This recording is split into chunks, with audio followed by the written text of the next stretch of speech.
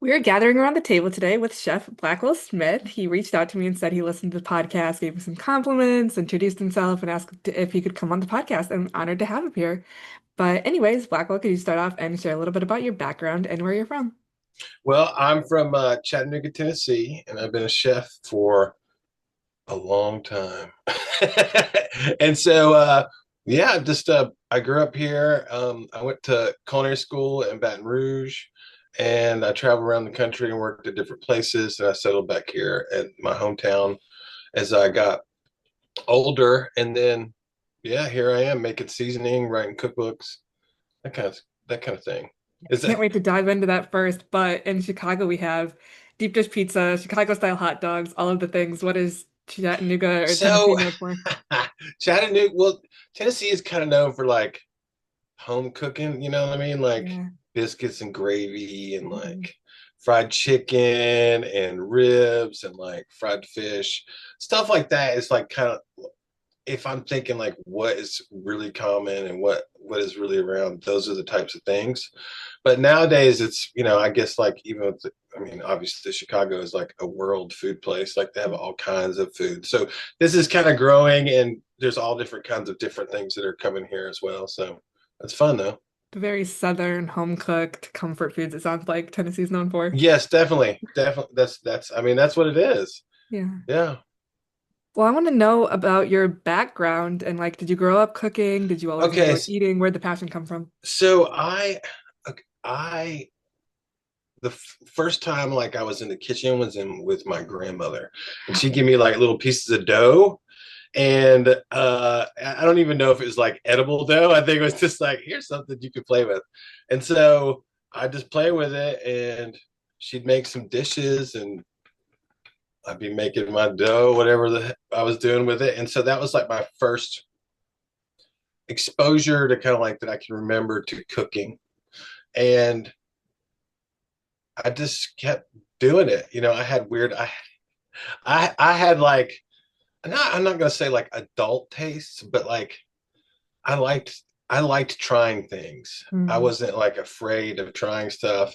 I was always curious about it. Like, what does this taste like? What's this all about?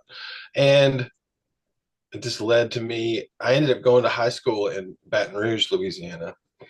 And what I noticed was that my friends had better food than I did when I was growing up. It's like Louisiana is like a very unique food culture, and it was completely different than what I was used to. So like, yeah, I was getting like home cooking, but like this is like home cooking, like like a step up, like a lot of flavor.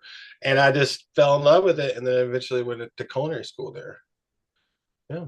Yeah, that was gonna be my next question. Like, did you go to college for anything food I went. related or I did. cooking? I mean, I did culinary school. It was like it was an associate's thing, but it was learn how to run the school restaurant.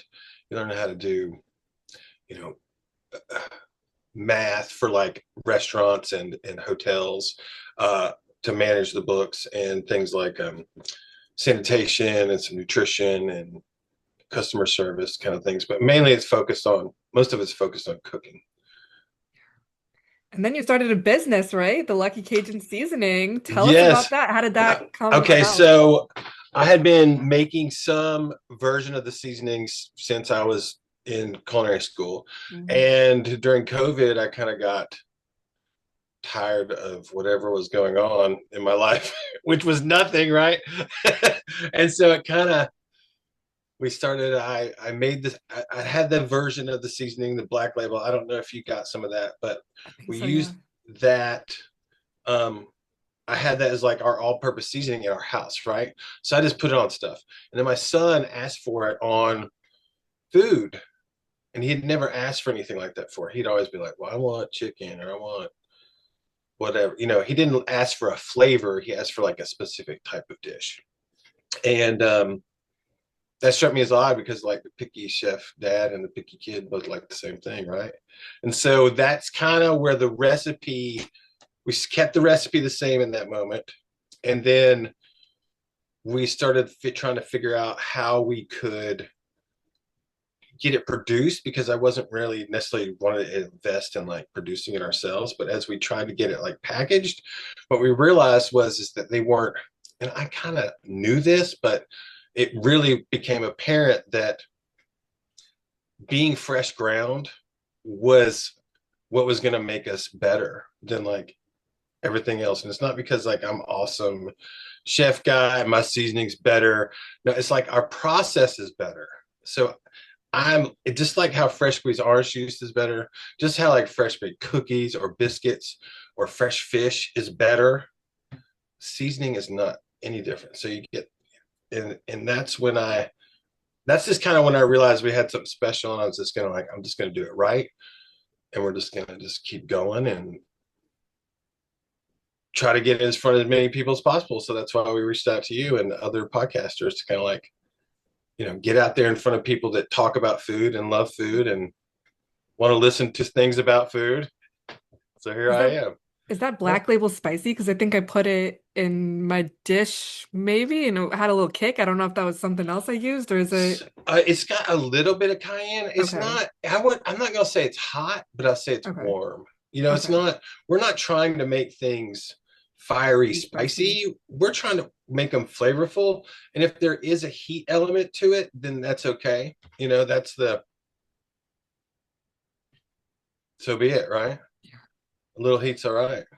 And it was so cool because I out of it was so bad. I was like, did seasoning expire? And like, no, no, no, that's the day it was made fresh. No, So but very fresh seasoning. no one does that. So Right. you don't have, it's not like it's something completely different. You're just like, oh, that date is old. Like, why is he sending me old seasoning? Exactly. Right? Because that's how, here's the thing, like, no one's going to tell you when they made it. No one's going to, like, how long ago was the stuff you get at the grocery store ground? Right. Do you even know? There's no way of even knowing. I bet they don't even know. I bet they don't even, because it's not even in there. Like, it's not even how they operate. They're not operating in like, let's make it the best it can be. They're operating in like, how can we make this taste good but still be as inexpensive in it as possible to produce. And I mean, that's fine. I get it. Like, it's a business, you have to like do that. But Mhm. I just felt like it left the door open to do something unique and different that like someone like you can go, oh my God, that's great. I love it. I want that. Yeah, You totally like resonated with it. It seemed like. I did. Yeah. And so how do you make it? Like, are you just making a certain amount of batches every day, or how do you I keep, like, mean, what's the okay, secret to keeping it fresh? okay, so it's not really making a lot. So we now I'm not it's not like cookies where I'm like baking it and then we're selling the cookies at the bakery like the next day.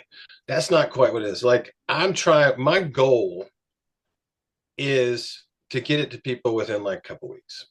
And that's still really flavorful and awesome. Now, and the other thing I figured is like, if bakeries can make fresh baked goods every day, I can make seasoning a few times a week. And that's kind of what I try to do. And business fluctuates. So like sometimes we're doing a lot of events. So like this next couple of weeks, we're going to be in Florida and I'm going to be doing like 3 seafood festivals. Mm. And so I'm going to be making a lot and taking it with me. And like, we also got events here in Chattanooga.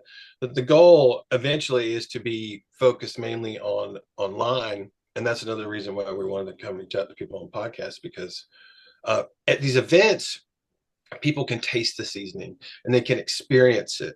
And we were trying to come up with a way to where that we could get that, bring that kind of experience into people's lives on the internet. And like, I think this is the best way because it allows people to see like who I am, and like they already want to hear what I have to say because they want to hear what you're, because they like Hmm. your show, you know what I mean? Hmm. So they already are like interested in what I'm saying. And I feel like that's the closest thing that I could find that would be um like it is in front of like people at a festival, because it's the same kind of like conversation. This is longer obviously, Yeah. but like it's the same, they're like, oh, born on day, hey, where'd you learn how to make, like, all this stuff. We're having the same type of conversation, I think. How long does it take you to make a seasoning? Like, is it just you just whip it up, or is it how, like, what's that process like? Okay, so well, the Black Label, the process was decades, right? Wow. Yeah. Because, well, I mean, because I was just taking stuff and adding stuff. It wasn't like necessarily like I was thinking we're gonna sell this. That wasn't my thought. My thought was, how can we, how can I make this better? That's all it was. Or let's try this. This sounds interesting. And then eventually we got to where we were, and so my son started liking it, right? So there's that story, and then like the other blends come about in different ways. So sometimes it's like I want to make a better version of this type of seasoning. So like lemon pepper, we have a lemon dilly pepper. And a lot of lemon peppers got like anti-caking agents in them, and they got like fake citrus, and they don't have fresh ground black pepper in them.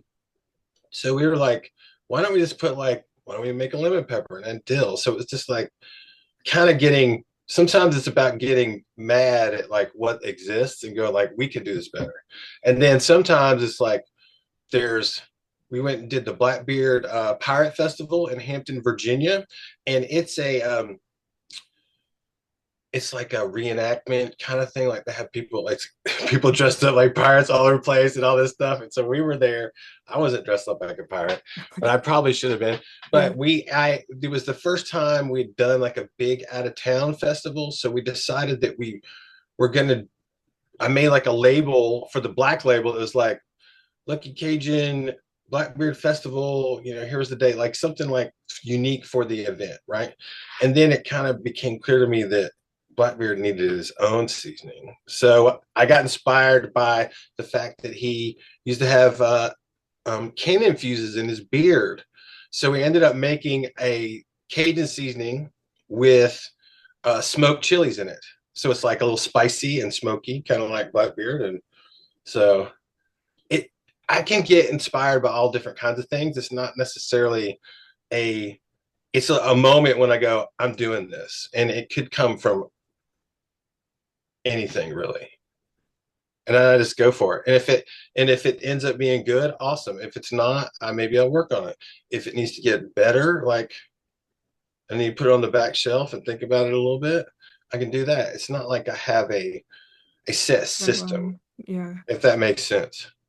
Well, that's a good question too. Like, is there something that gives you an inspiration to make different kinds of seasonings? Is it like, do you go to restaurants and are you critiquing all of the So food and the no, seasonings I and mean, I try. spices? What Here's the thing: like I used to do that. I used to go to restaurants and think like that. And what I realized was that I'm not having any fun doing Mhm. that. And so I allow the food to be what it is because I can enjoy the experience more because everyone has different interpretation, but of what they like. And so that's what a restaurant is a lot of times is the interpretation of what a chef is and thinks about and likes and where they're going.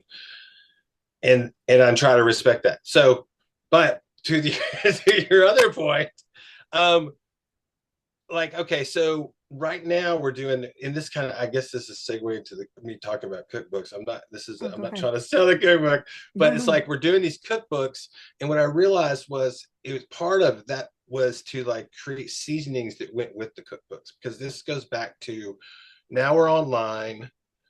I don't get to have the same experience. Like, how can I create something different that makes us special? It makes us unique. And so we were like, well, let's make a cookbook. And then I went, this sounds really daunting to write a giant cookbook.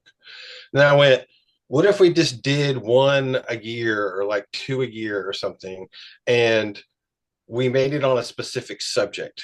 And we kind of just focused on that. And so right now, the one I'm working on is the seafood cookbook. And we're going to have a blackening seasoning with scorpion peppers in it. So it's going to be nice and hot. And then we're going to do a bay seasoning. Then we're just going to have we're going to call it Bay Bay. And it's like a What? mermaid voodoo doll on a Oh, beach. what? Yeah, it's fun. And then we're going to have this other blend that we released a while back when we did like a Kickstarter. It was called Muay Thai. And it's kind of this yellow curry Thai seasoning, but it's also kind of like an all-purpose seasoning. Like you can use it on anything, but you can also make curry with it. And so those are kind of going to be baked into the cookbook, right? And they're going to kind of be part of what's used in the dishes and used in cooking preparations. And there's a lot of other things about the cookbook that's going on that aren't just like, a lot of times people make cookbooks and it's like, are you making this for the chef? Is this to be like, hold the chef up and make them look awesome, which is totally true. Like there's some pretty amazing people out there and like they make beautiful food. But most of the time, the food that you see in those cookbook photos is fake, right? And that this is like, it's not even real. It's not even, when they say the word like food porn, like that's exactly what it is. Like, it's fake. It's not real. So we don't put any pictures in our cookbooks. The pictures that we do put, and we're going to continue putting in, are going to be like larger line drawings that can be like colored in. We're also going to have like QR codes to go to like YouTube tutorial lists to cover like the more, you know, the nuances. Like it's hard to explain something in a cookbook. I feel like you can read it, but it's not the same thing as, oh, that's the timing. Like seeing it is different than reading it. And so I think we're trying to create a more immersive kind of experience where people and I'm sitting here looking at my hands and I'm thinking about it. I'm like, hey, we're doing this thing. And Yeah. so I just wanted to make it different and I wanted to make it fun. And I feel like doing them small, like on one subject each year, I can improve on the next book. Like I can make it a better book by getting feedback or like experimenting with this idea or whatever. Because I'm self-publishing, I can do whatever I want. Like I don't have to like listen to somebody say you have to do it like this, and that's kind of maybe that's like kind of a lot of what I am is like I don't believe that they're industry standard. The kind of idea is like that's boring. That's where you're going to end up in the same place everybody else ends up when you follow the industry standard. And I couldn't do it. I can't be the industry standard. I want to create a different standard. You Well, are we know, allowed to talk about the cookbook that you sent me? Is it out, or can I get a no, sneak peek? the one that you have is out. Okay, So that was released last year. So the next one is the I got it seafood right here. cookbook. Yes, that's awesome. It's so much fun. And we talk about uh, how to use leftovers and how to adapt recipes to what you got because that's how chefs cook. So Right. here's part of this. I'm talking a lot. You can tell me to when to stop. Like No, no, you're fine. Go ahead. I can talk forever. So the so what we kind of have came up with, at least for this next book, is we're calling it the anatomy of the bite. And that's basically here's, you know, Sorry. 10 different sauces that you can put on fish. Here's, 7 different cooking techniques. Here's some sides that go along with all those things. And then you can mix and match your seafood with your cooking technique and your sauce and this side. And you can like make all these, like, you can literally make hundreds, maybe thousands of different combinations with that. And so, and that's how chefs cook. That's how chefs make up. They take a sauce, they take a preparation, they take a side, and then they tweak it a little bit and they make it their own. And it's like, here's this thing. And I don't think it's that complicated. I think the thing is people don't realize that, like, if you don't have the cooking techniques and the quality product, the recipe doesn't matter. Like the recipe is irrelevant without the skills. And so I think we miss that point. We go, oh, well, here's this recipe, and then I couldn't produce it correctly. Well, because why? Because you didn't have the skills to do it. It's like, Mm. like here, play this song. Like, well, if you don't know how to play guitar, guess what? Doesn't matter. And I just feel like cooking is important. I feel like it's a thing we put off to the side that I don't think you can really replace with just going out to eat. Mm. I mean, maybe you can if you can go like to nicer restaurants and afford like better food. Like, but a lot of restaurants they're not preparing everything from scratch. I mean, some of them are. I'm not calling anybody out. I'm just Yeah. saying, like you're rolling the dice on the quality of what you're getting. I'm not saying it tastes bad. I'm saying that like it could be full of a bunch of junk, and I think we're figuring out that that's not really. good for you. Whole foods are good for you. Natural Right, foods are good for you. right. It's like here it is. Like they did it right the first time, right? And I loved the leftover portion of that too. Like I've mixed my my cranberry sauce with my yogurt. That was really good. I've tried the See, grilled that's cheese what and the I'm. mac and cheese, but that's Yes, hard to keep it together. So I don't know if I I have to I've toasted the bread and like warmed it up in the microwave, but it's hard to like keep that did mac you and put? You cheese got on the to put bread. extra cheese on it. Did I not put that in the Oh, book? oh, like my noodles are falling off and everything. I'm like, this is a So yes, mess, you got to dude. put What are you extra talking cheese. about? You got to get extra cheese in it.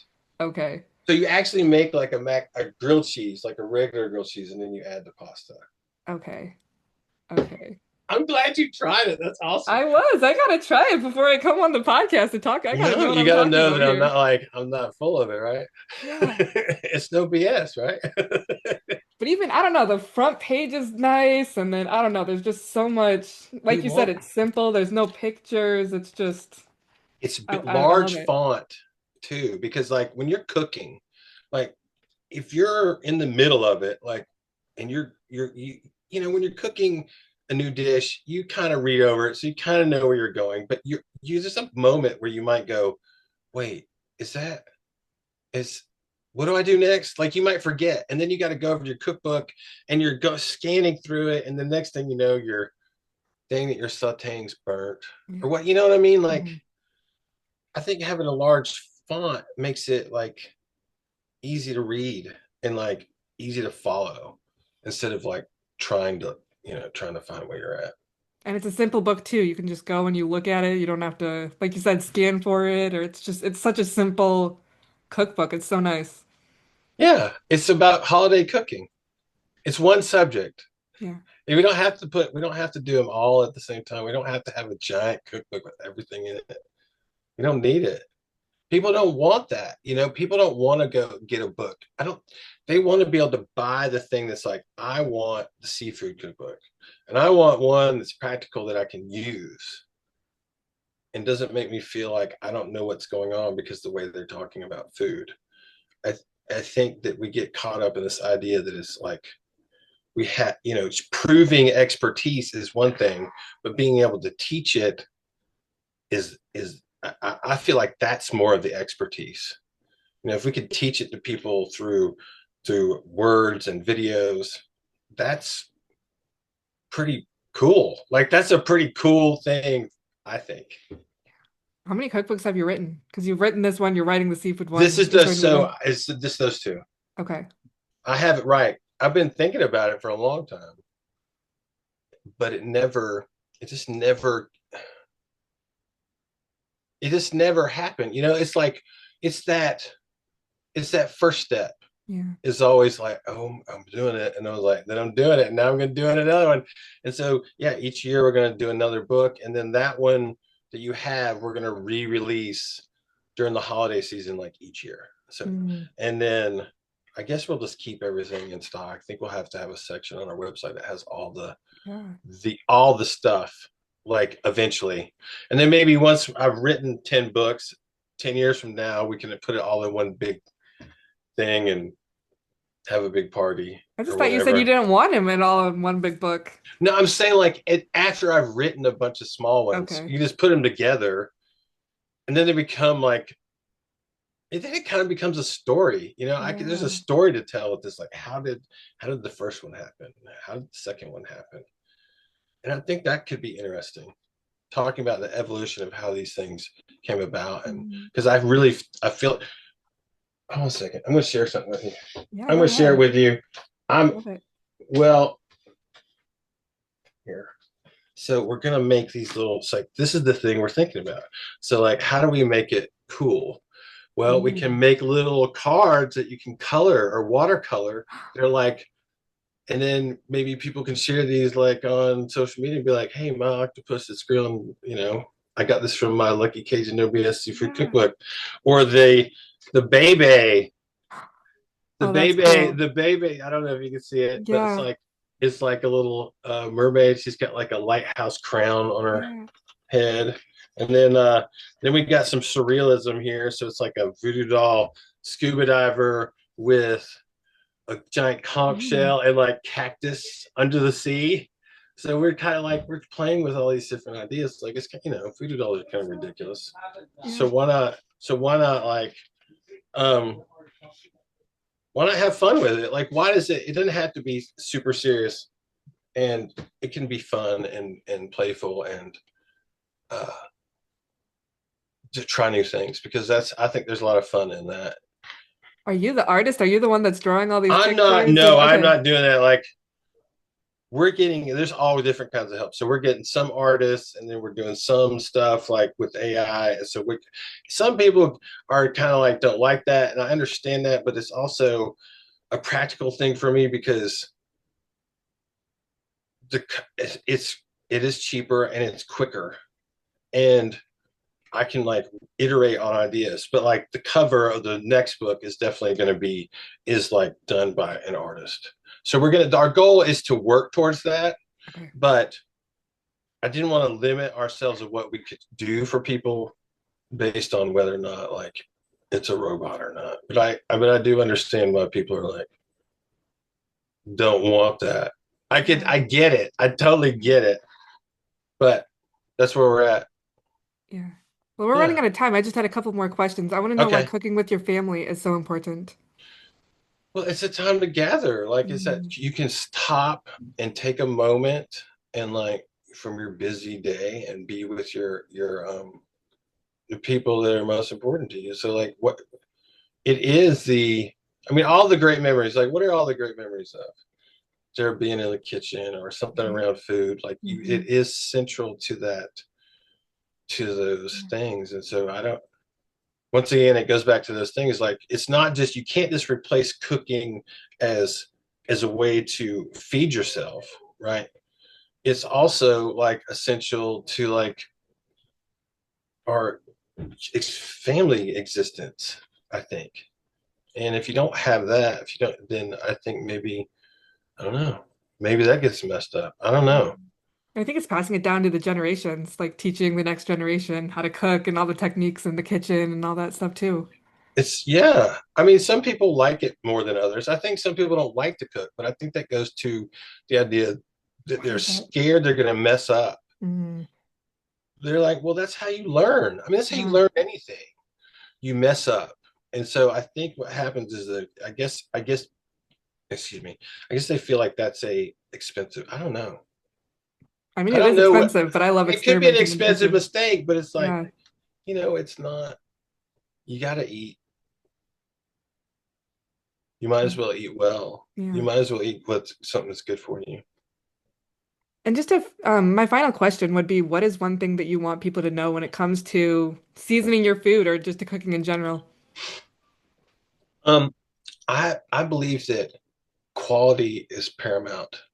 Like you can like if you get good bread and good butter and you eat that, you just put some like warm or like room temperature butter on a piece of like this fresh baked bread. Amazing. That's amazing. And So it good. doesn't and you don't and it's not a recipe. It's just because someone took the time to grow the wheat well. They took the time to mill it. They took the time to somebody took the time to ferment it. Somebody put the time to like let it sit and then bake it correctly. And somebody took the time to raise the cows to make the butter. Like all those little steps, we don't see a lot of those steps. We don't see how that affects the outcome. But like all those little moments where somebody's putting love into it, just like your grandma put love into the food, Hmm. like can totally completely impacts like the end product. So that's exactly why we grind our spices fresh, because it may take longer, but we're doing it right, and the quality of what you get from it is completely different. Yeah. Well, Did this I has answer your been, question? yeah, for sure. Such Awesome. an interesting business you got going on and a whole little company. It's fascinating. Well, cool. I'm glad you like it. Yeah. I don't know if you had any final comments or additional resources, or tell us where our listeners can find you, Oh your no, website, your yeah, find us. Instagram. You can find us on theluckycajun.com, and then we're also on YouTube at Lucky Cajun Seasoning, and we put up tutorials every week. If you go to our website, you can sign up for our newsletter. It's called The Skillet, and we'll post those videos every week. Then we'll post or what, excuse me, we'll share those in the newsletter every week. Then we make a blog post about it too. So it's like in the video and it's also on the website. And then we'll share about what the seasoning that we use and we'll talk about it a little bit in one of the newsletter mailings. Yeah. Well, our time went by really fast today. Thanks for coming on and sharing all about your business, a little self-promotion for you. Thanks for sending me all the free. I got a sticker, a cookbook, a bunch of seasoning samples. I will never say no to free samples, so I appreciate No, I you appreciate mailing it out you. and reaching out. Well, I feel like it's like it goes back to that thing where, we were trying to recreate how could we recreate this? And it's like I can say all these things I want about it, but they're not going to believe me. They're going to believe you because they're going to be like, this is good. Yeah. Like, and so and so it ends up being this great conversation. We're doing these and we've been having great conversations with people. And um, I really appreciate you inviting us to come Oh, on of here course. because I've listened to so many podcasts to try to find, like, reach out to people and like Yeah. my brain is all podcasts right now and Have you had a cookbook. lot? Have you been What? on a lot? Have you been on a lot of We've done podcasts? like maybe 9 or 10 since this beginning of this year. Oh, wow. That's Yeah, awesome. we're going like this. I'm on a mission. Like Yeah. I have purpose. Like I know that what we're doing is good, and I know that it'll resonate with people that watch your kind of shows or Yeah. listen to your show. I feel like. Yeah. Well, I appreciate it. Thank you so much again. No, And thank you. the time went by so fast, so I appreciate it. No, it's good. This is good. Some of the other ones are kind of long. And so Oh, and so it's short. No, sometimes short's good. I don't know. Sometimes that 40 minutes goes by really fast, and then sometimes it just drags on and on and on. So I appreciate it. I Right. like shorter Awesome. episodes too, anyway. So I have a 30-minute drive to my day job too. So that's like that's my prime time podcast length. Right. Yeah. All right. Thank you so much for coming on. Appreciate Awesome. it. Thank you guys. Have a great night.